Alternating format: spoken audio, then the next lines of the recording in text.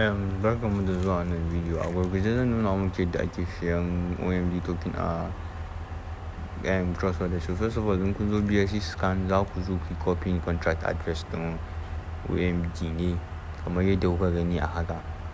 So in kun copy contract address ɗinku a BSC scan sai ku yi minimizing ku je can app ɗin Trust Wallet ɗinku, sannan ku zo ɓangaren search. To in kun zo ɓangaren search kun clicking on OMD ba za ku gan shi ba, dole sai kun yi adding token ɗin, kun ga import token. So in kun zo nan wajen ɓangaren import token sai ku yi pasting contract address ɗin nan, automatically zai yi auto refilling ɗin ɓangaren name ɗin da kuma ɓangaren symbol ɗin. So bayan ya yi auto refilling sai ku yi clicking on import. Kuna yi clicking on import to OMD token zai appearing akan main interface ɗin main home ɗin Trust Wallet ɗinku.